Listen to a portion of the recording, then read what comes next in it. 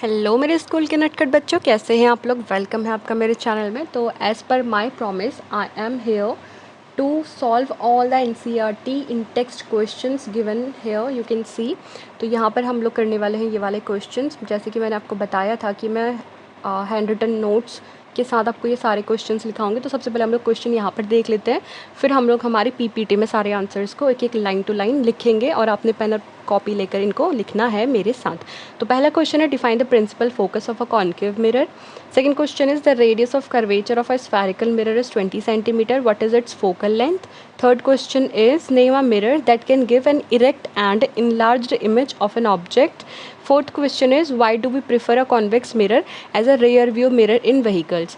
तो सबसे पहले जो बच्चे मेरे साथ बाकी प्रीवियस लेक्चर्स देख चुके हैं, इतना पूरा मैं आपको समझा चुकी हूँ पेज नंबर 141 तक, टिल यहाँ तक मैं आपको पूरा समझा चुकी हूँ। तो यहाँ तक जिन बच्चों ने कर लिया, तो सबसे पहले तो वो बच्चे ये सारे के सारे आंसर्स खुद भी लिख सकते हैं। एंड अगर नहीं लिख सकते हैं, पहले तो आप कोशिश करिएगा कि आप पेन और पेपर लेकर इन सारे क्वेश्चंस को खुद से करने की कोशिश करना। तो उसके बाद अगर आपको नहीं लगता है कि आप कर पा रहे हो, तो उसके बाद मैं जो ये लिखवा रही हूँ उनको आप उनसे मैच भी कर सकते हो और मेरे साथ साथ इनको सॉल्व करने की कोशिश भी कर सकते हो। So here we are, you can see on your screen NCERT in text question class 10 science light reflection and refraction। तो इस वाले पर्टिकुलर सेक्शन में हम लोग सारे क्वेश्चंस डिस्कस करने वाले हैं। इनकेस अगर आपको कुछ समझ में नहीं आता है तो you can take help from the comment section. आप कमेंट करके मुझे क्वेश्चंस वहाँ पर पूछ सकते हैं। तो फर्स्ट क्वेश्चन था हमारा क्वेश्चन नंबर 1 था हमारा, define the principal focus of a concave mirror. तो question is, define the principal define the principal focus of a concave mirror। तो ये हमारा क्वेश्चन है पहला, MIRROR। ठीक है, तो ये आपको डिफ़ाइन करना है। तो इसके लिए हम डिफ़ाइन करेंगे इस क्वेश्चन को। तो क्वेश्चन को हम डिफ़ाइन करेंगे। ठीक है, तो पहला क्वेश्चन हमारा फोकस को हमने डिफाइन करना। तो आपको पता है फोकस क्या होता है, कि ये प्रिंसिपल एक्सिस में वो पॉइंट होता है जहाँ पर लाइट बीम जो कि पैरेलल आ रही होती है प्रिंसिपल एक्सिस की, कन्वर्ज होती है रिफ्लेक्शन के बाद किसी जिस पॉइंट पर, तो वो पॉइंट हमारा प्रिंसिपल फोकस होता है।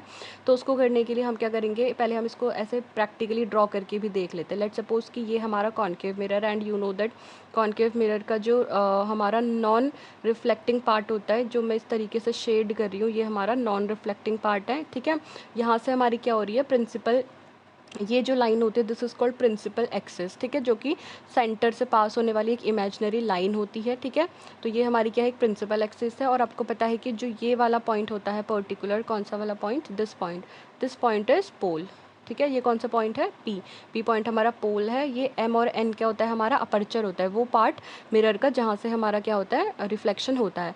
तो लेट सपोज कि ये जो है हमारा, this particular point is our centre of curvature. ठीक है, ये क्या है हमारा सेंटर ऑफ कर्वेचर, और सेंटर ऑफ कर्वेचर है। और लेट सपोज कि हमारा कोई ऑब्जेक्ट है, ऑब्जेक्ट से हमारी क्या हो रही है, पैरेलली कोई इन्फिनिटी पे कोई ऑब्जेक्ट रखा हुआ है, तो क्या हो रही है, इस तरीके से प्रिंसिपल एक्सिस के पैरेलल कोई रे आ रही है और वो इस तरीके से क्या हो रही है, आपकी पास हो रही है। ठीक है, फिर इस तरीके से एक और आपकी लाइन आ रही है। ठीक है, इस तरीके से आपकी क्या हो रही है, एक और आपकी रे आ रही है, और ये रिफ्लेक्ट होने के बाद फिर से इस पॉइंट से क्या हो रही है, पास हो रही है। ठीक है, ये लाइन थोड़ी सी, डायग्राम्स बनाने थोड़े से इस पर डिफ़िकल्ट होते हैं। तो इस तरीके से क्या हो रही है, पास हो रही है कोई लाइन। ठीक है, तो ये इसकी आने की डायरेक्शन ये है और इस तरीके से जा रही है, ये वाली ऐसे आई। तो जहाँ पर जिस पॉइंट पर आकर क्या हो रही है, ये कन्वर्ज हो रहे हैं, this point is called principal focus. इस पॉइंट को क्या बोला जाता है, this point is particularly called principal focus. ठीक है, तो इसीलिए हम इसी के अकॉर्डिंग, जो मैंने आपको बताया, इसके अकॉर्डिंग हम लोग यहाँ पर क्या करेंगे, इसकी डेफिनेशन लिखने वाले हैं। ठीक है, तो इसकी डेफिनेशन हम लिखेंगे कि it is a point, it is a point, ये ऐसा पॉइंट है, इट इज़ अ पॉइंट। ठीक है, ऑन द प्रिंसिपल एक्सिस, ये क्या है, ये जो एक्सिस है हमारी, ये कौन सी एक्सिस है, ये हमारी प्रिंसिपल एक्सिस है। ठीक है, ये हमारी क्या है, प्रिंसिपल एक्सिस है। तो it is a point on the principal axis, on the principal axis, है ना, प्रिंसिपल एक्सिस एट विच, ठीक है, प्रिंसिपल एक्सिस एट विच क्या हो रहा है, a beam of light, eight which a beam of light at which a beam of light, आपको ये डायग्राम बनाने की ज़रूरत नहीं है, ये मैंने आपको समझाने के लिए यहाँ पे लिखा हुआ है। तो ये जो पर्टिकुलर डेफिनेशन है वो यही आपने आपके कॉपी में लिखनी है। अगर समझना है तो आप बना भी सकते हो ये वाला डायग्राम, ऐसी कोई वो नहीं है, ठीक है। तो यहाँ पे आप लिखोगे बीम ऑफ लाइट पैरेलल, है ना, पैरेलल आ रही है, पैरेलल लाइट, लाइट से पहले आप लिखोगे इंसिडेंट पैरेलल, ठीक है, इंसिडेंट हो रही है, पैरेलली क्या हो रही है, इंसिडेंट हो रही है, ठीक है। Light incident parallel, light incident parallel to the principal axis, parallel to the principal axis, parallel to the principal axis। कब, कहाँ पर, प्रिंसिपल एक्सिस में क्या हो रही है, कन्वर्ज हो रही है, क्या हो रही है, कन्वर्ज। मैंने आपको पहले भी बताया था कि कन्वर्ज का मतलब क्या होता है। कन्वर्ज का मतलब होता है कि बहुत सारी रेज अगर किसी एक पॉइंट पर आकर मिल रही हैं तो that point is called point of convergence या कन्वर्ज होना, ठीक है। कन्वर्ज क्या हो रही है, आफ्टर रिफ्लेक्शन, कब हो रही है, रिफ्लेक्शन के बाद, after reflection, converge after reflection, ठीक है। रिफ्लेक्शन के बाद क्या होना, कन्वर्ज होना, फ्रॉम कहाँ से, कॉनकेव मिरर से, from concave mirror, from concave mirror, ठीक है। तो सिंपल सा क्या है, इट इज़ अ पॉइंट, ये क्या है, एक पॉइंट है, it is a point on a principal axis, ठीक है। प्रिंसिपल एक्सिस में क्या है, एक पॉइंट है, it is a point on a principal axis at which a beam, बहुत सारी आ रही होंगी, है ना, सिंगल तो होगी नहीं, बहुत सारी इस तरीके से आ रही होंगी, बहुत सारी आके एक पॉइंट पर आकर कन्वर्ज हो रही होंगी, ठीक है। Beam of light incident parallel to the principal axis, beam of light incident parallel to the principal axis, है ना, प्रिंसिपल एक्सिस के पैरेलल क्या हो रही है, इंसिडेंट हो रही है। कन्वर्जेस आफ्टर रिफ्लेक्शन, रिफ्लेक्शन के बाद ही तो कन्वर्ज हो रही है ना, यहाँ से रिफ्लेक्शन हुआ इस पॉइंट पर, है ना, इस पॉइंट पर रिफ्लेक्शन हुआ, इस पॉइंट पर रिफ्लेक्शन हुआ, तो रिफ्लेक्शन के बाद क्या हो रही है, कन्वर्ज हो रही है किसी पर्टिकुलर पॉइंट पर, तो that point is your principal focus. तो इसीलिए उस पॉइंट को क्या बोला जाता है, that point is called principal focus. तो ये वाला जो पॉइंट है, this point is a principal focus. कहाँ से हो रही है, और ये कॉनकेव मिरर की बात हो रही है, तो इसलिए हमने लिखा हुआ है यहाँ पे at the end, reflection from a concave mirror. तो ये था आपका पहला डेफिनेशन, पहला इन टेक्स्ट क्वेश्चन। सेकंड क्वेश्चन है हमारा, सेकंड क्वेश्चन बेसिकली एक न्यूमेरिकल है, ठीक है। Question number 2 is your numerical. तो क्वेश्चन भी हम लिखेंगे, the radius of curvature of a spherical mirror कह रहा है, तो हम लिख लेते हैं the radius of curvature, the radius of curvature of spherical mirror, curvature of spherical mirror मैं आपको बता चुकी हूँ, are a part of sphere, जिसका जो अपर्चर होता है वो उसकी रेडियस ऑफ कर्वेचर से छोटा होता है, तो उसको हम लोग यहाँ पे पढ़ते हैं, ठीक है। The radius of curvature of a spherical mirror, radius of curvature मतलब कैपिटल आर हमें दिया हुआ है, इज़ 20 सेंटीमीटर, हमें उसकी डिस्टेंस दी हुई है, मतलब कैपिटल आर की हमें डिस्टेंस कितनी दी हुई है, 20 सेंटीमीटर।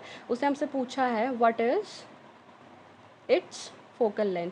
अब जिन बच्चों ने मेरे लेक्चर्स बहुत अच्छे से फॉलो किए होंगे तो वो बेसिकली सारी चीज़ें यहाँ पर बता सकते हैं ऑन टिप। तो आप कमेंट सेक्शन में वीडियो पॉज करके मुझे बता दो इसका फॉर्मूला क्या होता है। रिलेशन बिटवीन, बेसिकली ये जो क्वेश्चन है ये है relation between radius of curvature and focus, ठीक है।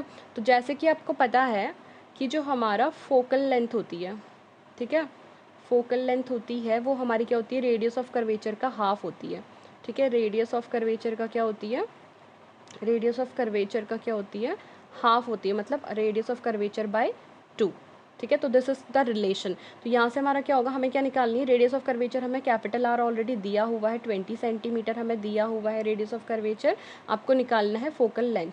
तो फॉर्मूला, इनके बीच में रिलेशन होता है F is equals to R by 2, या आप इसको लिख सकते हो f is equals to 1/2 into R, ऐसे भी लिख सकते हो। ये दोनों अलग अलग फॉर्म्स हैं, बस थोड़ा सा सेपरेट करके लिखा हुआ है। तो यहाँ से बस ईजिली आप क्या कर सकते हो, इसका आंसर लिख सकते हो। तो वेरी गुड, आप लोग कर सकते हो इसका आंसर। तो इसका आंसर आपने सिंपल से क्या कर देना, f is equals to R is 20 को 2 से डिवाइड करोगे, है ना। ये भी सेंटीमीटर में होगा क्योंकि ये हमारी लेंथ है, लेंथ हमेशा क्या होती है, लेंथ की यूनिट हमारी सेंटीमीटर, मीटर, किलोमीटर, ये सारी क्या होती है, लेंथ की यूनिट होती है। और फिजिक्स में बिना यूनिट के आंसर लिखना इज क्वाइट रॉन्ग। अगर आपने सिर्फ 10 लिखा तो आपके एग्जाम में हाफ मार्क्स कट हो जाएंगे, या अगर टीचर अकड़ो निकला तो वो पूरे ही मार्क्स काट लेगा, बिकॉज यूनिट का बहुत बड़ा रोल होता है। तो आपने लिखना है फोकल लेंथ कितनी आ गई आपकी यहाँ से, 10 सेंटीमीटर। क्लियर। तो ये सेकंड क्वेश्चन हमारा हो चुका है। तो we are moving to the question number third. Question number third हमारा क्या कहता है, क्वेश्चन नंबर थर्ड कहता है कि name a mirror that can give an erect and enlarge image of object. तो आपने वो मिरर का नाम बताना है, ठीक है। नेम अ मिरर, ऐसा मिरर जो कि सीधी और बड़ी इमेज देता है। Name a mirror that can give, mirror that can that can give an erect मतलब सीधी, ब्रैकेट में मैं लिख देती हूँ कैसी देता है, सीधी, that can give erect and enlarged, erect and enlarged. Enlarge का मतलब होता है बड़ी, एक्चुअल साइज से, जो भी उसका एक्चुअल साइज है उससे बड़ी इमेज देता है, ठीक है, बड़ी, ठीक है। Enlarged image, IMAGE, image of an object, ठीक है। तो इसको हम लोग एक डायग्राम से करके देख लेते हैं। तो लेट्स सपोज कि ये हमारे पास क्या है, कोई एक ऑब्जेक्ट है, ठीक है। तो इसका आंसर होगा, पहले तो आप कमेंट सेक्शन में वीडियो पॉज करके जल्दी से इसका आंसर मुझे बताओ कि क्या होगा इसका आंसर। मैं डायग्राम बना रही हूँ, तो डायग्राम के थ्रू अगर हम देखते हैं, अगर हमारे पास क्या रखा हुआ है, कोई एक ऑब्जेक्ट है, ठीक है, तो उसकी जो इमेज बनती है वो सीधी बनती है और कैसी बनती है, हमारी छोटी बनती है ना। ओके, इससे तो पता ही चल गया, मैंने पहले ही ऑलरेडी डायग्राम बना दिया। तो इसका सिंपल सा आप आंसर लिख लो, कॉनकेव मिरर, ठीक है। इसमें इतना सोचने की ज़रूरत नहीं है, क्योंकि ये केसेस होते हैं जो टेबुलर फॉर्म में, बहुत सारे केसेस मैंने आपको बताए थे, तो उसमें ये चीज़ मेंशन है कि एक ऐसा मिरर जो कि इरेक्ट और बड़ी इमेज देता है, तो शेविंग मिरर्स होते हैं बेसिकली। शेविंग मिरर्स एग्जाम्पल हो गया, ठीक है, शेविंग मिरर्स। और शेविंग मिरर्स कौन से होते हैं, वो आपके होते हैं कॉनकेव मिरर, कॉनकेव मिरर। तो इसका आंसर सिंपल सा आप 1 लाइन में लिख के आओगे, कॉनकेव मिरर, ठीक है। तो ये इसका आंसर हो गया, कॉनकेव मिरर। तो थर्ड क्वेश्चन भी हमारा हो चुका है। Now moving on to the last question. तो लास्ट क्वेश्चन है क्वेश्चन नंबर 4। क्वेश्चन नंबर 4 हमसे कहता है कि why do we prefer a convex mirror, ठीक है। क्वेश्चन नंबर 4 क्या कहता है, वाई डू वी प्रिफर, हमें क्यों प्रिफर करता है, वाई डू वी प्रिफर क्या, अ convex mirror, a convex mirror, why do we prefer a convex mirror as a rear view, as a rear view mirror in vehicles में हम लोग, जो ये होता है ना, हमारे व्हीकल्स होते हैं, गाड़ियाँ होती हैं, इनमें हम लोग रेयर व्यू मतलब पीछे का व्यू देखने वाला, ठीक है, रेयर मतलब पीछे का व्यू, ठीक है, बैक साइड का व्यू देखने के लिए।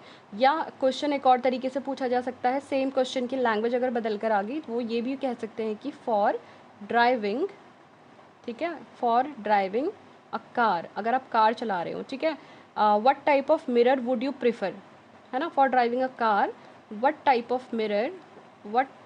Of mirror do you prefer, आप पीछे देखने के लिए, what type of mirror do you prefer, है ना, आप प्रिफर करोगे क्या, to see traffic, to see traffic, TRAFFIC, to see traffic at your back, to see traffic at your back and why, ऐसा क्यों। तो सिंपल से इसका आंसर होगा, हम लिख लेते हैं इधर,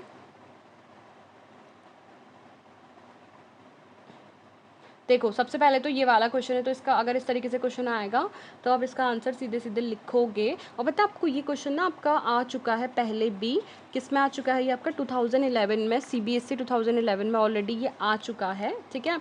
तो आपने क्या करना है, जब आप इसके आंसर को लिखोगे ना, तो आप कैसे लिखोगे, देखो सिंपल सा, पर इसके लिए ना ये आपका थोड़ा लॉन्ग आंसर टाइप बन जाएगा, जिसमें मैंने आपको बुक में एक्सप्लेन किया हुआ था, यूजेस ऑफ कॉन्वेक्स मिरर और यूजेस ऑफ कॉनकेव मिरर, ये मैंने आपको लिखाया हुआ था। तो आप वैसे उस वाले सेक्शन को भी यहाँ पर लिख सकते हो, बट मैंने जैसे कि प्रॉमिस किया कि मैं आपको लिखवाऊँगी। तो इसका आंसर होगा कि आप क्या, कौन से टाइप का मिरर यूज़ करोगे, तो सबसे पहले आप करोगे आप लिखोगे we will use convex mirror, ठीक है। ये वाले क्वेश्चन की अगर हम बात करें, we will use convex mirror, तो ये पहला वाला पार्ट यहाँ पर हो जाएगा, ठीक है।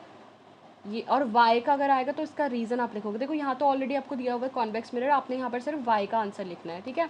तो y का आंसर मैं नेक्स्ट पेज में लिख रही हूँ, रीज़न, ठीक है, उसका रीज़न मैं यहाँ पे लिख रही हूँ आप लोगों के साथ।